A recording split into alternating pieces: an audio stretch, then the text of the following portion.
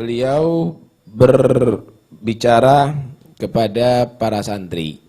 Beliau menyatakan, kamu wahai para santri, alhamdulillah Allah telah takdir kamu menjadi penuntut ilmu. Maka janganlah kamu sia-siakan ilmu. Jangan kamu tadi tidak bersemangat, menjadi pemalas. Ketahuilah bahwa sesungguhnya ilmu itu adalah paling mulianya segala sesuatu. Diriwayatkan ada seseorang bermimpi dalam tidurnya menemui dua kelompok. Satu kelompok ada ceramah, ada nasihat. Kelompok yang lain ada di situ belajar tentang halal haram, belajar tentang ilmu. Kemudian Nabi SAW datang, Nabi bergabung dengan orang yang belajar ilmu. Bukan yang ceramah-ceramahan, bukan yang khutbah-khutbah tadi itu. Ini adalah satu bukti bahwa majlis ilmu itu adalah dicintai oleh Rasulullah. Beliau sendiri bersabda, innama bu'ithu mu'allima. Aku ini hanya diutus sebagai guru untuk ngajar. Karena itu jadilah orang yang belajar dan mengajar, jangan hanya ceramah. Dalam hadis yang lain, Nabi SAW bersabda, man mata wa huwa yatrubul ilm, lam yakun bainahu wa bainal anbiya fil jannah illa darajah wahidah. Siapa orang yang mati dan dia dalam menuntut ilmu, maka antara dia dengan Nabi cuma satu derajat. Artinya setelah derajat kenabian adalah derajat orang-orang yang berilmu dan orang yang menuntut ilmu. Malah diceritakan, kalau ada santri belum sukses, di tengah-tengah dia mencari ilmu kok mati, itu nanti Allah akan sediakan di kuburannya, di alam barzakhnya guru. Nanti supaya jadi alim dan nanti akan dikumpulkan dengan para ulama nanti ada di mahsyar. Nah, karena itu jangan disia-siakan. Kalau kamu mau itu belajar yang serius, kamu itu menjadi orang yang istimewa loh. Kamu itu mencari hal yang terbaik yang diwariskan oleh para anbiya kepada umatnya, itu ilmu. Kemudian beliau menyatakan, bersihkan juga batin kamu daripada kotoran-kotoran yang membahayakan seperti ujub, bangga diri, kibir, sombong, hasud dan yang lain-lainnya. Kenapa? Karena sesungguhnya kalau ada seorang ahlus sir, orang wali, menyaksikan bahwa hati kamu tadi itu bersih, mereka akan bisa memberikan kepada kamu sirnya. Akan diberikan kepada kamu sir tadi itu. Dan kamu akan bisa merasakan kewalian sebagaimana si wali tadi itu. Kamu sadar atau tidak, kamu akan bisa mendapatkan itu. Tapi kalau kamu tadi itu dilihat ternyata kotor, ya nggak mungkin.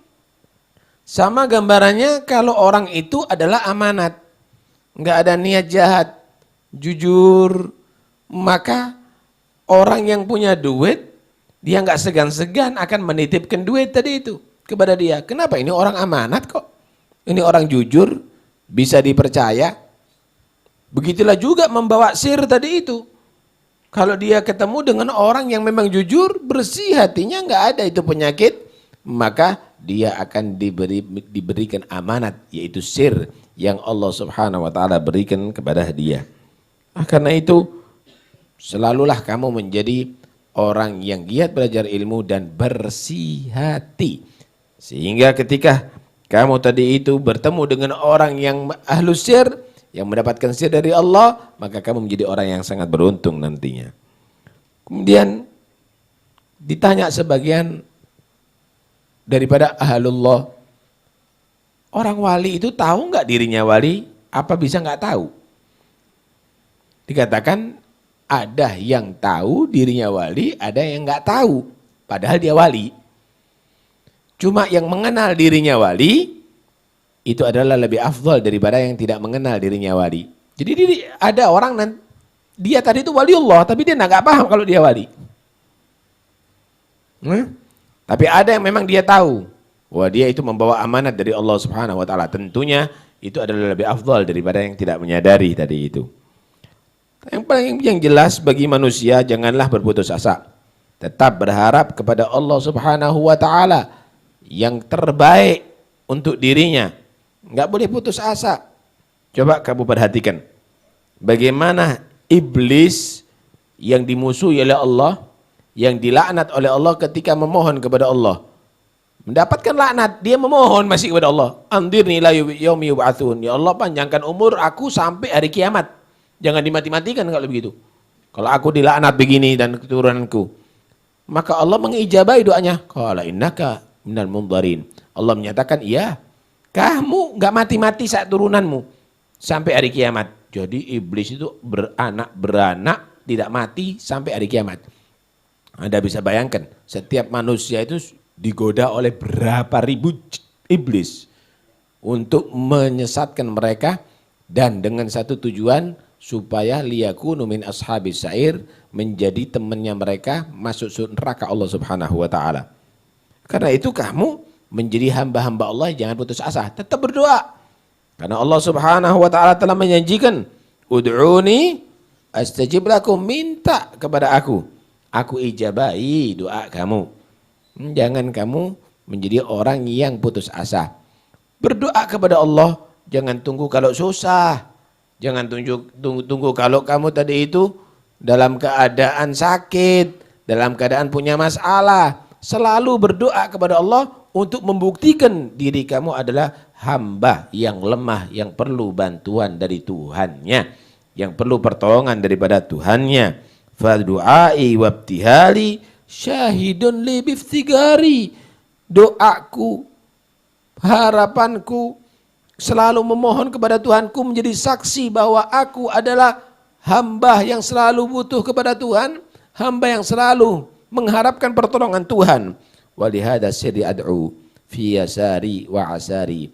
Karena rahasia menjadi orang yang selalu berbutuh kepada Tuhan, maka doa tidak pernah berhenti dariku. Baik dalam keadaan aku bahagia maupun dalam keadaan aku dalam keadaan susah. Manusia harus juga membekali dirinya dengan sabar, dan manusia berpasrah kepada Tuhannya untuk diterima sebagai hamba yang